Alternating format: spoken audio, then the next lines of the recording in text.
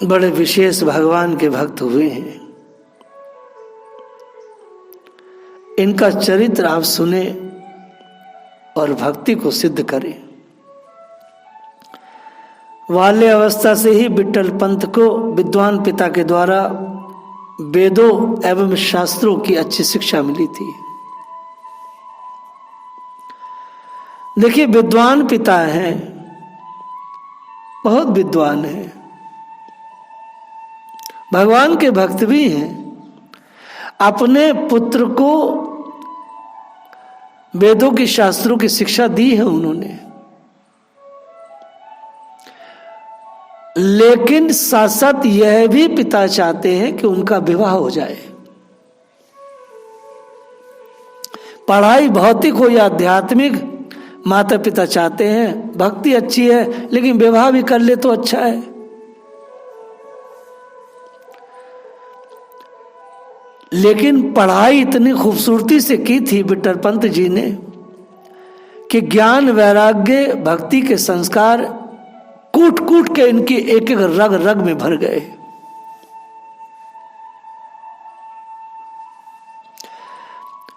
शुद्ध भक्ति से या शुद्ध शास्त्र अनुशीलन से विमल बुद्धि प्राप्त होती है। इन्हें विमल बुद्धि प्राप्त हुई। विमल बुद्धि उसे कहते हैं जिस बुद्धि में भगवान के अलावा और कोई विषय ही न रहे।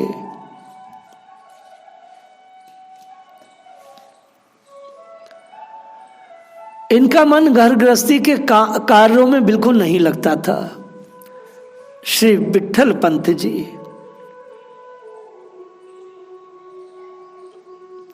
एक बार ये अपने बाबा के साथ, जो इनके बाबा हरिनाथ मिश्र जी थे, बहुत छोटे बच्चे थे, जब पंढरपुर आए तो भगवान पुंडरीकनाथ जी को देख करके ये मुग्ध हो गए। इनके बाबा इत्यादि वहीं के वहीं बस गए।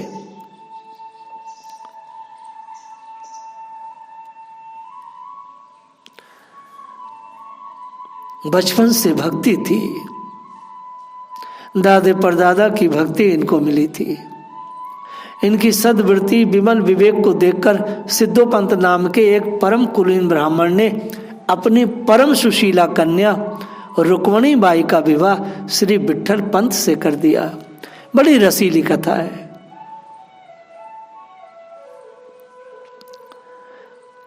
श्री रुक्मणी बाई जी परम पतिव्रता थी और श्री विट्ठल पंत जी परम भगवन निष्ठ। अतः गृहस्थ जीवन परम सुख में था। लेकिन एक दिवस क्या हुआ, इस दंपत्ति के जीवन में एक दिन कारकोट वंशीय नाग दंपत्ति ने इनसे आकर कहा कि यह घर तो हमारे पूर्वजों का निवास स्थान है। नाग दंपत्ति, नाग नागिन का जोड़ा आया, समझ रहे हो, आकर के देव भाषा में बोलता है ये हमारे पूर्वजों का स्थान है, ये घर हमारा है, आप इसे खाली करें।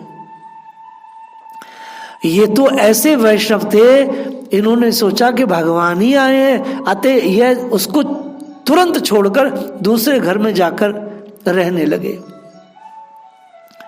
श्री विट्ठल पंत जी की इतनी बड़ी सरलता से और इतनी सहजता से,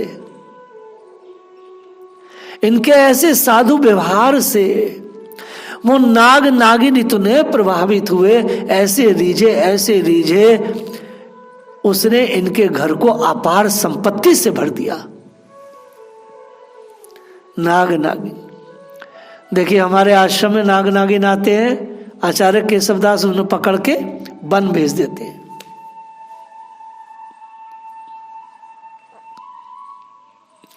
श्री विट्ठल पंत जी बड़े विवेक पूर्वक उस धन का सदुपयोग भागवत सेवा में करते हैं। अब देखिए क्या भगवान की व्यवस्था है। इनके यहाँ अतिथि अभ्यक्तों का समुचित सत्कार होता, वह दीन दुखियों की अन्न द्रव्य से सहायता करते। खाली भंडारे ही नहीं चलाते थे, द्रव्य देते, अन्न देते, संतों को सदग्रस्तों को। एक दिन इनके घर परम तेजस्वी एक संत पधारे जो केवल वायु पीकर रहते थे। इन्होंने उनका आर्धे पदादि से समुचित सत्कार किया। उनका दर्शन और सत्संग कर इनको परम आनंद मिला। तीसरे दिन संत जी जब जाने लगे तो इन्होंने अनुरोध किया कि कुछ काल तक यहीं निवास करें महाराज। संत बोले, एक तो मैं इस स्थान पर 3 दिन से अधिक ठहरता नहीं हूँ, दूसरे इस समय स्वयं भगवान श्री राम जी रामानंदाचार्य जी के रूप में प्रकट होकर काशीपुरी में विराज रहे हैं। मुझे उनके दर्शन की त्वरा है। यह सुन श्री पंत जी भी काशी के लिए तैयार हो गए। आज की कथा का शीर्षक बस यही से शुरू होता है। पत्नी को भगवत भागवत एवं अतिथि अभिव्यक्तों की सेवा सौंपकर श्री विट्ठल पंत जी उन संत जी के साथ ही काशी के लिए प्रस्थान कर दिए। विरक्ति के लिए पूछना नहीं पड़ता। अगर आपके अंदर ज्ञान वैराग्य भक्ति है तो ज्ञान वैराग्य भक्ति यदि किसी के अंदर पक्की है, 16 आने पक्की है, तो शास्त्र कहता है उस जीव को, उस मनुष्य को, उस स्त्री या पुरुष कोई हो, उसे किसी से आज्ञा लेनी नहीं पड़ती। ज्ञान वैराग्य भक्ति का यही परिणाम निकलता है। चूंकि ज्ञान वैराग्य भक्ति जब फलित होती है तो विरक्ति और ज्ञान वैराग्य अपना मार्ग स्वयं बना लेता है। ज्ञान अपना मार्ग बना लेता है, भक्ति अपना मार्ग बना लेती है, वैराग्य अपना मार्ग बना लेता है। अगर आपके अंदर ज्ञान वैराग्य भक्ति कमजोर है, कम है, तो आप पूछा पाछी करोगे। पिताजी से स्त्री, पति से पति स्त्री से पूछेगा, पिता पुत्र से, पुत्र पिता से पूछेगा। ये पूछा पाछी वही लोग करते हैं जिनके पास विरक्ति नहीं है। वैराग्य अपना मार्ग खुद बनाता है, जैसे पानी अपना रास्ता खुद तय करता है। पानी हमेशा ढलान पर बहता है, जिधर उसे ढलान मिलता है ऐसे रपकता है। वैसी जो वैराग्यवान है उसको किसी से पूछना नहीं पड़ता, उसे तो बस कहना होता है हम जा रहे हैं। वैराग्यवान को स्त्री हो या पुरुष हो, संसार में वो किसी के भी दबाव में नहीं आ सकता। यदि वैराग्य कच्चा है तो फिर कोई भी आपको रोक लेगा। भक्ति है तब भी कोई रोक लेगा। आप कहेंगे हम भक्ति करते हैं तो भक्ति वाले को घर वाले घर से निकलने नहीं देंगे। आपके पास ज्ञान है, ज्ञान वाले को भी सब लोग बांध लेंगे, अरे आप ज्ञानी हैं, यही खाइए कमाइए। लेकिन यदि आप वैराग्यवान हो गए हैं, आपका वैराग्य सिद्ध हो गया है, तो फिर आपको संसार की बेड़ियां रोक न पाएंगी। भक्ति भी बाधित हो जाती है, ज्ञान भी बाधित हो जाता है। इन दोनों को पकड़ लेते हैं संसार के लोग। लेकिन जो वैराग्यवान है, जिसके अंदर वैराग्य फूट गया है, उसको कोई रोक सकता नहीं। श्री विट्ठल पंत जी ने पत्नी से पूछा नहीं, श्री विट्ठल पंत जी ने किसी से पूछा नहीं, बस आज्ञा दी हम जा रहे हैं। काशी के लिए प्रस्थान कर गए। मार्ग में इन्होंने विचित्र चरित्र देखा। इन्होंने देखा कि संत जी के दाएं बाएं 2 परम सुंदर श्याम गौरवर्ण के राजकुमार चल रहे हैं। कई दिन तक ये अलौकिक लीला देखने के बाद इन्होंने संत जी से कहा, आप तो महर्षि विश्वामित्र प्रतीत होते हैं, आपको मैं पहचान गया, आप तो विश्वामित्र हैं। संत जी ने मुस्कुरा कर कहा, आप भी तो महाराज जनक जी के अवतार हैं। इतना सुनते ही संत जी मूर्छित होकर पृथ्वी पर गिर पड़े और संत जी और दूसरे महात्मा जो थे वो अंतर ध्यान हो गए, क्योंकि विठल पंत जी जो है महाराज जनक के अवतार माने गए हैं। जब इनकी मूर्छा दूर हुई तो इन्होंने अपने को काशी के समीप एक बट वृक्ष के नीचे पड़ा पाया। उन संत जी और राजकुमारों को न देखकर इन्हें अत्यंत ब्रह व्याप गया। ये हा राम, हा रघुनाथ, हा लक्ष्मण आदि पुकार का करुण क्रदन करने लगे। उसी समय दो बालक इनके समीप आए, इन्हें भूखा जानकर कुछ भगवत प्रसाद खाने के लिए दिए तथा मार्ग दिखाते हुए काशी पंच गंगा घाट तक पहुंचाकर अंतर ध्यान हो गए। बालक के अंतरित होते ही श्री विठल पंत जी का विरह पुनः उद्दीप्त हो गया। उसी समय स्वामी रामानंदाचार्य जी की दिव्य शंख ध्वनि हुई। उसे सुनकर विठल पंत जी दौड़कर पाहीनाथ, पाहीनाथ का ही पाही गोसाई कहते हुए श्री स्वामी जी के चरणों में पड़ गए। इनको परम अधिकारी जानकर स्वामी रामानंदाचार्य जी ने वैष्णव पंच संस्कार पूर्वक श्री राम मंत्र की दीक्षा देकर इनका नाम भावानंद जी रखा। परम तीर्व वैराग्य त्यागी तिये यति बपू लीनो, पुण्य गुरु आयसु माने जाए ग्रह धर्म सुखीनो। विरक्ति अपना मार्ग स्वयं लेती है।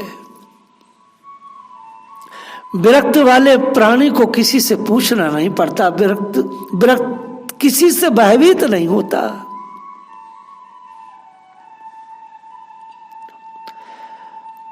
एक कथा आती है श्री पद्मावती जी की। ये वैराग्य है।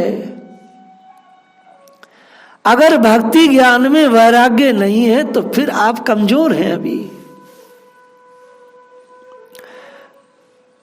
त्रिपुरा नाम के एक नगर में प्रभाकर जी नाम के एक ब्राह्मण निवास करते थे। वे लक्ष्मी जी के उपासक थे। रात दिन श्री लक्ष्मी जी का पूजन छोड़कर दूसरा कोई कार्य नहीं करते थे।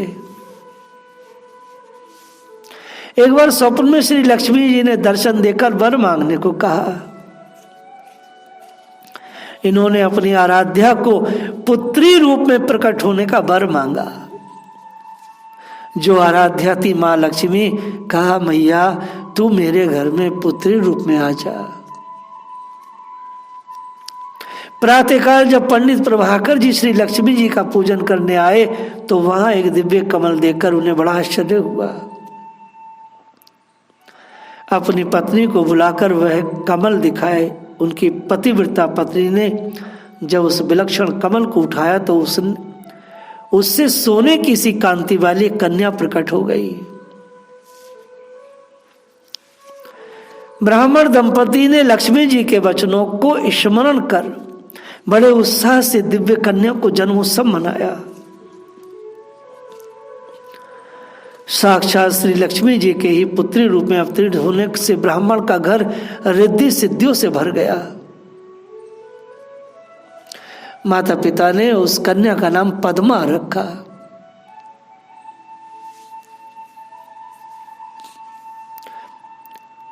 पद्मा अपनी अलौकिक बाल लीलाओं के द्वारा माता पिता के अभूत सुख प्रदान करती है।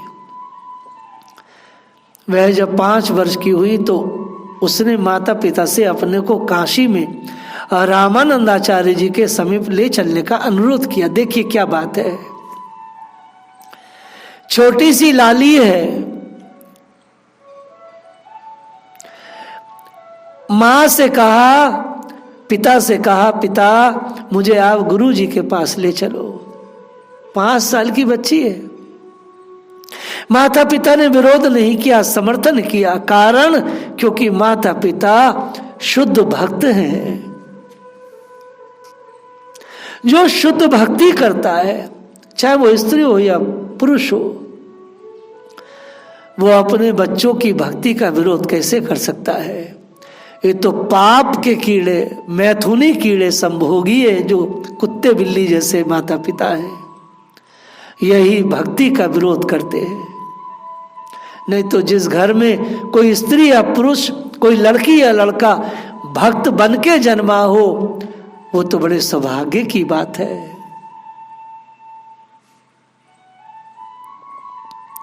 माता पिता अपनी लाडली बेटिया का आग्रह स्वीकार कर उसे लेकर काशीपुरी आए। श्री स्वामी रामानंदाचार्य जी से कन्या का दिव्य जन्म कर्म सुनाए। बात ये नहीं है कि कौन है ये बच्ची, बात तो यह छोटी सी बालिका है। पिता से कहा, पिताजी मुझे गुरुदेव के पास ले चलो। पद्मा ने स्वामी जी का दर्शन कर चरणों में प्रणाम कर पुलकमान होकर दीक्षा के लिए प्रार्थना किया। छोटी सी बच्ची ने, गुरुजी मुझे दीक्षा दो। वैराग्य अपना स्थान स्वयं ग्रहण करता है। जिसके पास वैराग्य है उसको दुनिया में कोई भय नहीं। वैराग्य बहुत बड़ा कवच है अपने में। ज्ञान, वैराग्य, भक्ति, ये तीनों एक है। वैराग्य तो बहुत बड़ी चीज है। उसकी विनती को मानकर आचार्य भगवान ने उस बालिका को मंत्र दीक्षा देकर उपासना का रहस्य का बोध कराया। उपासना रहस्य का बोध जो है 10 से 12 साल में हो जाता है। यदि कोई व्यक्ति गुरु के श्री चरणों में लगातार सानिध्य में बना रहे, उसका रहस्य बता देते हैं। पद्मा के कहने पर उसके माता पिता भी श्री स्वामी जी से दीक्षा ले ली। बिटिया ने कहा, माँ पिता तुम भी दीक्षा ले लो। पद्मा अपने माता पिता के साथ काशी में ही रहकर भगवत आराधन करने लगी। बिटिया का ऐसा मत देखा तो वह ब्राह्मण दंपत्ति अपना अच्छा घर त्याग करके अपनी बिटिया के आत्म कल्याण के लिए वह भी काशी में ही रह गए। वाह वाह वाह, क्योंकि वो तो उसके बिना रह नहीं सकते थे। तो बेटी फिर हम भी यहीं पे दीक्षा शिक्षा लेकर अपन भी भजन बनाएंगे।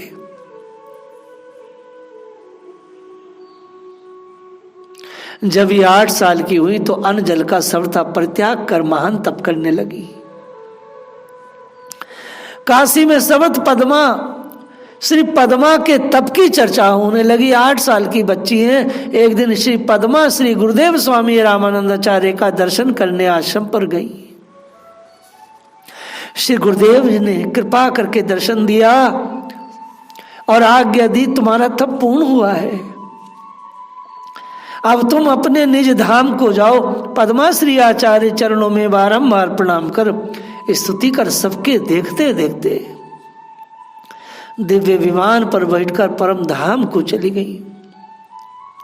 यह कथा कोई लाखों वर्ष पुरानी नहीं, यह कथा मात्र 600 वर्ष पुरानी है। वैराग्य बहुत बड़ी वस्तु है। वैराग्य से सब कुछ प्राप्त होता है। ध्रुव जी को वैराग्य हुआ, ऐसा वैराग्य हुआ कि 6 महीने में भगवान को पा लिए। रूप गोस्वामी, सनातन गोस्वामी थे तो ब्राह्मण शरीर के, लेकिन दबीर खास और साकिर मलिक इन्होंने मुस्लिम नाम रख लिए थे और ये मुस्लिम ही हो गए थे ब्राह्मण शरीर के, नवाब के मंत्री थे। भगवान श्री चैतन्य से जब मिले और भगवान ने जब इनको तत्वबोध कराए, ऐसी तोरा लगी, ऐसा वैराग्य हुआ कि संसार का कोई भी बंधन रूप सनातन को रोक ना पाया। जीव गोस्वामी को न रोक पाया, रघुनाथ दास और रघुनाथ भट्ट को न रोक पाया। वैराग्य बहुत बड़ी चीज है। ठाकुर नरोत्तम दास जी को भी वैराग्य ने ऐसा उठाया। भगवान ने गीता में भी कहा है, अर्जुन के कहने पर कि ये मन बड़ा चंचल है, तो भगवान ने मन पर बिल्कुल ध्यान न देकर कहा कि वैराग्य से क्या नहीं हो सकता अर्जुन भैया।